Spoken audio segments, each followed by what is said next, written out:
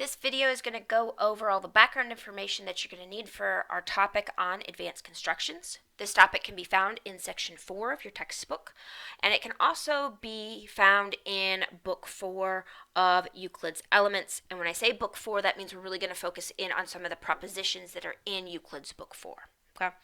Now, we're not going to go over the constructions in this video. We're going to save that for later, but it's just going to be dealing with those background pieces of knowledge that you're going to need for when we jump into the constructions. So the first thing that we're going to look at is angles, and there's two main propositions that we're going to need back from book 3 in Euclid's Elements that we care about with respect to angles. And that is proposition 20 and proposition 21.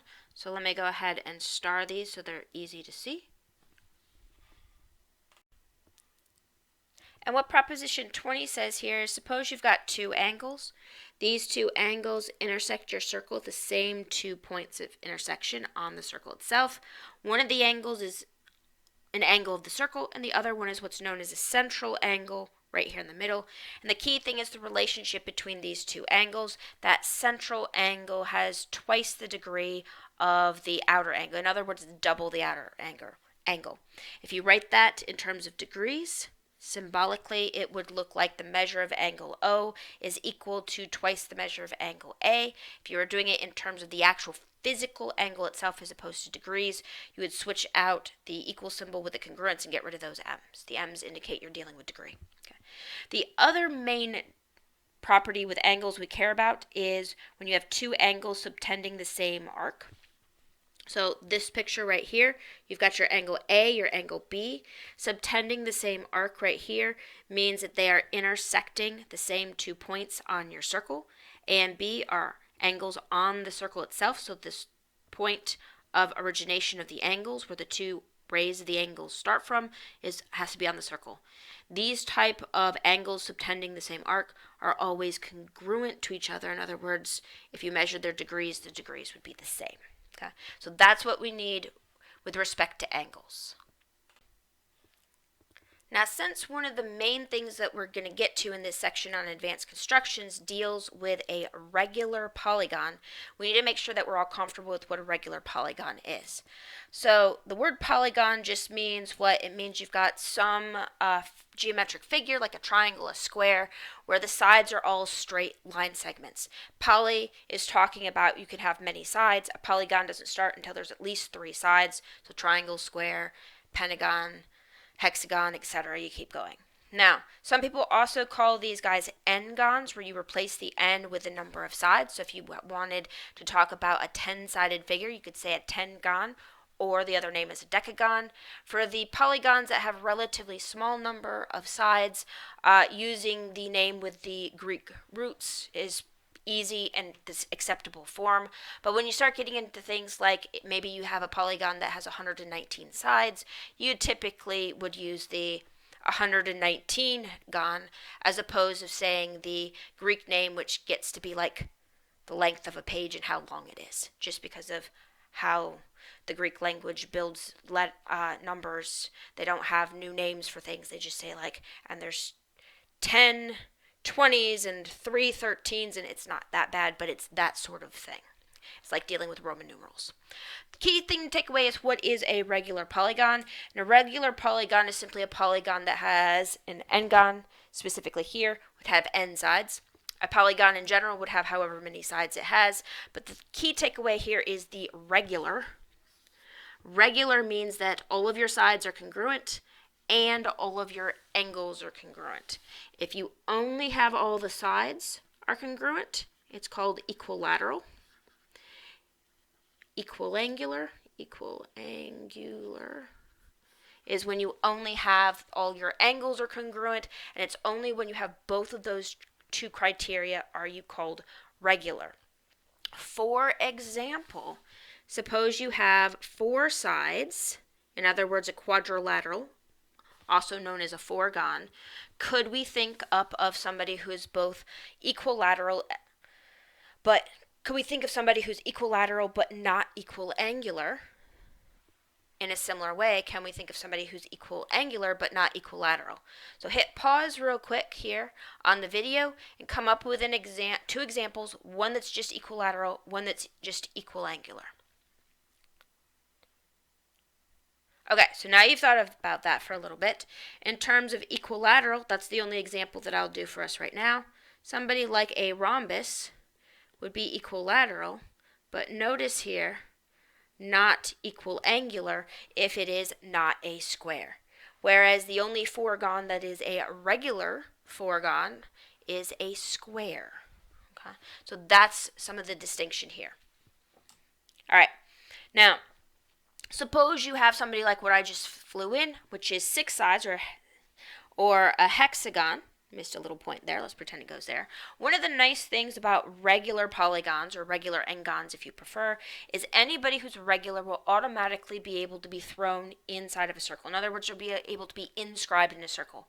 Non-regular polygons can still be inscribed or circumscribed with a circle, but, and here's the key thing, not necessarily all of them.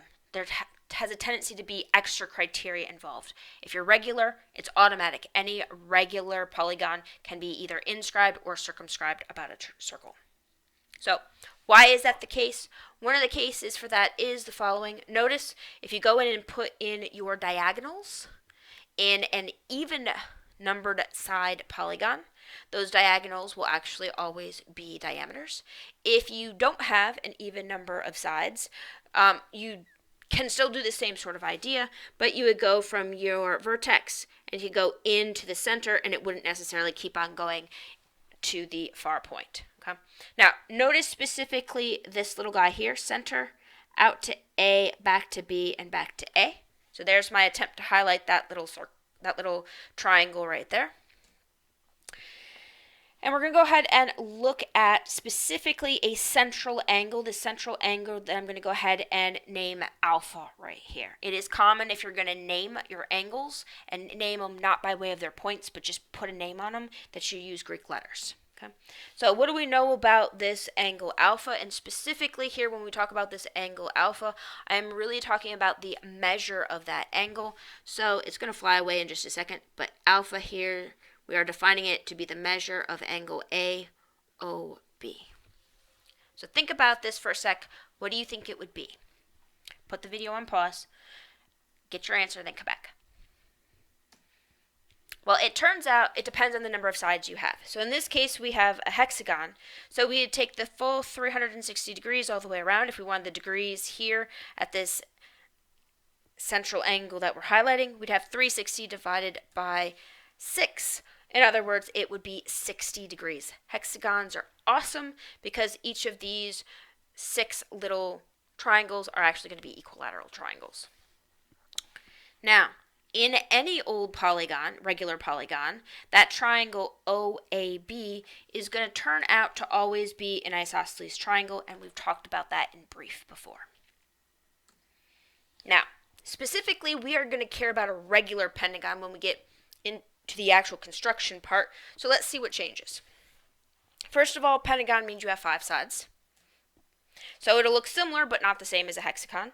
Notice here, only 5 sides. Notice also when you put in those radii of that circle that's now surrounding your pentagon, you are not going to be getting the diagonals of the pentagon being diameters. In fact, you don't want to draw in the diagonals at all because they're just going to be chords. Okay, so we can still put in the radii, the key radii of the circle, and now it'll look like kind of a sideways dancing guy. Now, if we do the same thing we did before, we can calculate what the degree of this angle AOB is. Okay, so it'll be 360 divided by 5, or 72 degrees for our central angle. And that's actually for each of the central angles. We could also figure out what these angles at A and B are in each of those triangles. So if we look at B here, and let's say that the measure or the degrees there at angle B is beta, this would be 180 degrees for our triangle. Subtract the 72 we already have and divide by 2 because it's an isosceles triangle, so the measure of angle A and angle B are going to be the same. And that, of course, comes out to be 54, which means when you're talking about the regular pentagon, the angle in the regular pentagon is defined as this one right here. Notice it grabs 2 of these measurements, so we'll double the 54 and get 108. So if you ever looked up degrees of the angle of a pentagon, that's where that 108 would be coming from.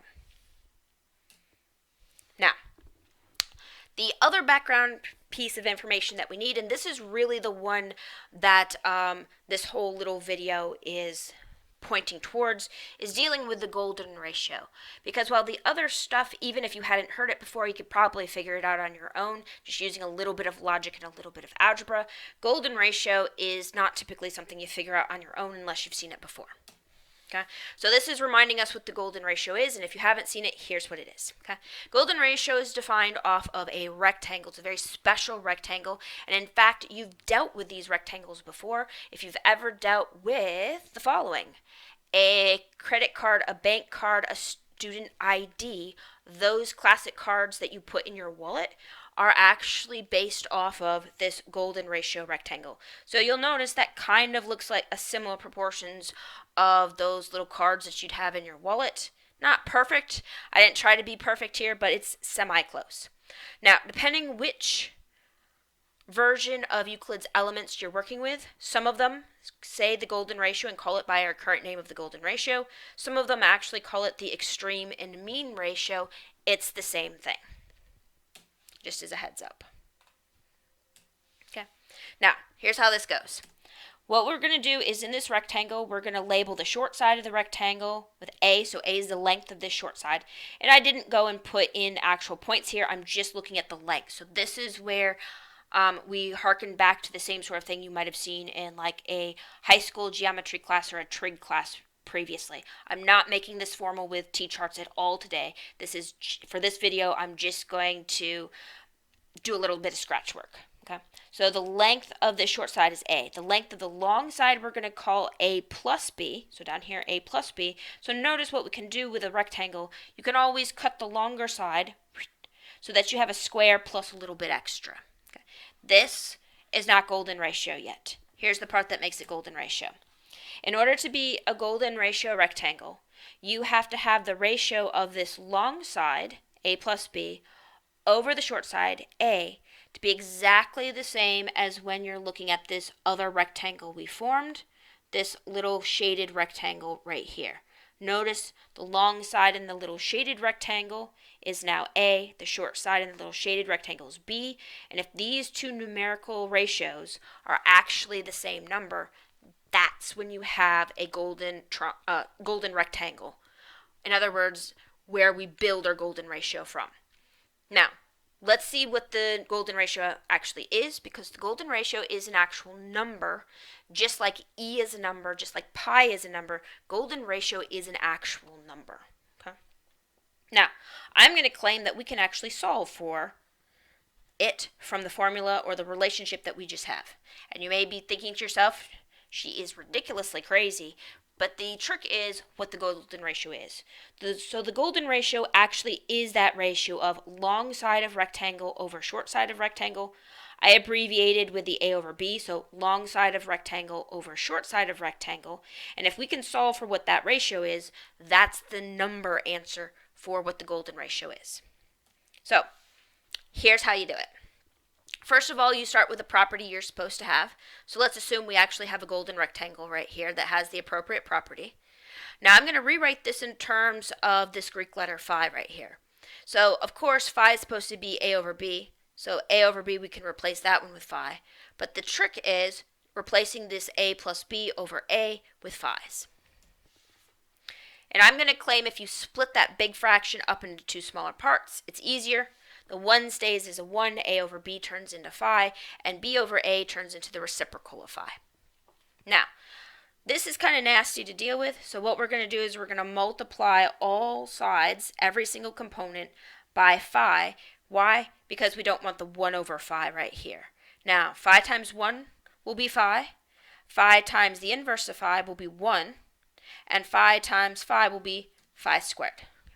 Now we have a quadratic. And if we move everything to one side, and it doesn't matter which side you move it to, I actually moved everything to the side with the phi squared and then flip-flopped it to make it easier to see. We now have this quadratic that we can solve. Plug this into our quadratic equation, and let me actually go through those steps. Remember, quadratic equation says we're negative b plus or minus, what is that? We're over 2a, b squared minus 4ac. When we plug in, our negative b comes from right here, so that's going to be a plus 1. There's a square root. Inside the square root is b squared, so that's negative 1 squared. Minus 4 times a times c.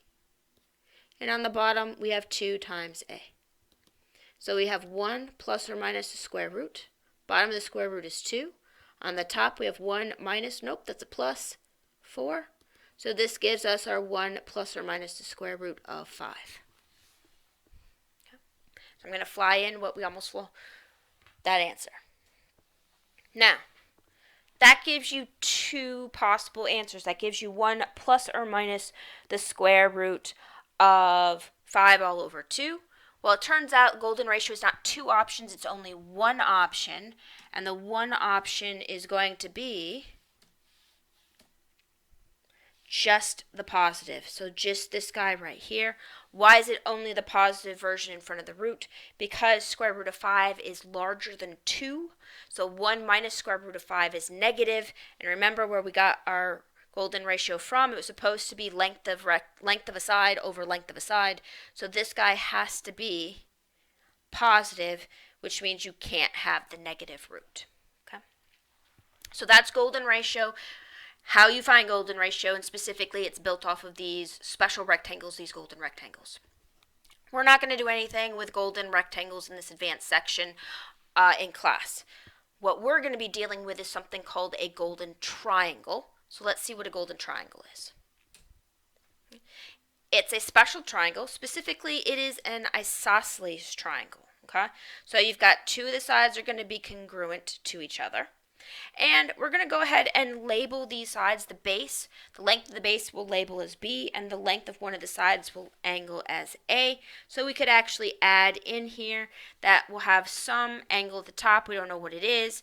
Length of the base, length of the two sides are the same, and the measure of the two angles at the bottom are either congruent or their degrees are the same. So let's figure out what we need for a golden triangle. In order to be a golden triangle, you have the ratios of two of your sides have to equal that special number that's called the golden ratio, that 1 plus square root 5 over 2. In this case, it's the same A over B that we had before, so it's our length of our side. One of the sides are congruent to each other over the length of the base. If you have that ratio, and that ratio equals 1 plus square root 5 over 2, then you are a golden triangle. Golden triangles are special triangles. Special triangles. We have other special triangles. Your 45, 45, 90 degree triangle. Your 30, that was trying to be a 30, 60, 90 degree triangle. And then we'll actually have our golden triangles, which will also have certain degrees associated with them. Okay? Where two of those degrees are the same and the third one is different, it will not have a 90 degrees angle in it. These are not right triangles. So let's see what this triangle does. Okay.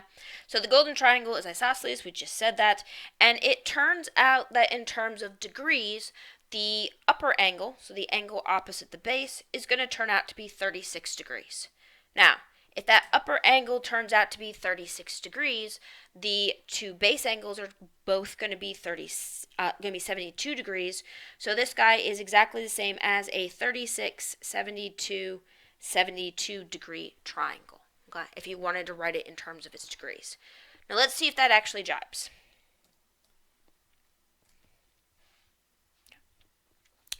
So one of the things that Euclid does is he doesn't ever talk about degrees of angles. He in fact deals with descriptors. Okay, so describing things that you have without angle degrees. So one of the ways that he describes a golden triangle is he actually says it's an isosceles triangle whose base angles are double the other angle. Okay, and then that's the golden triangle. Notice with these degrees right here, the 72 for the two base angles, and then 36 for the top. Notice that 72 is double that top angle, so that does meet with the specification of a golden triangle as how Euclid described it. Okay, but let's see if that's the only thing, the only degrees that you could actually have. Okay, so suppose we go directly from what Euclid talked about for your golden triangle, and then jump to the more modern usage with degrees. So he started off and said that the base angles were double the top angle. And please note here, when we're dealing with these guys, let me go ahead and put in the names of points. That way I'm not sloppy like you'll often see in a high school when you're doing the geometry or in trig. This is the measure of angle A. Beta is the measure of angle B, which is the same as the measure of angle C. Okay, so that's what we're assuming here. So notice here what we just did. We then said, all right, well, if we add up the degrees of the three interior angles, that would be our theta, beta, and then over here at C, we would also have beta. We're going to sum to 180 degrees, and this was back from book 1 that said the sum of the interior angles was 180 degrees. Okay, so all the writing is about to fly away. So, of course, you do a little bit of algebra. You can combine your betas, and now you can do some substitution. We know 1 beta is supposed to be the same as 2 thetas.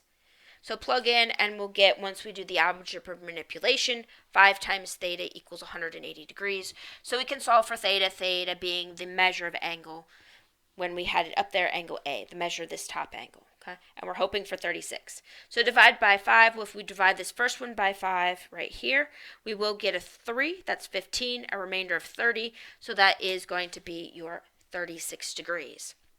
And remember how we got 72? We got this 72 degrees previously by saying it was 180 degrees minus 36 divided by 2. So once we establish that theta is 36 degrees, we are good to go in terms of knowing what our angle beta is. Okay, and that's our golden triangle. Now, going further with this other bit, that is going to take a little bit more trig, so I'm going to skip out on trig because we're not going to need it for anything else that we do. And that now will get us to all the background that we need, jumping into our advanced constructions.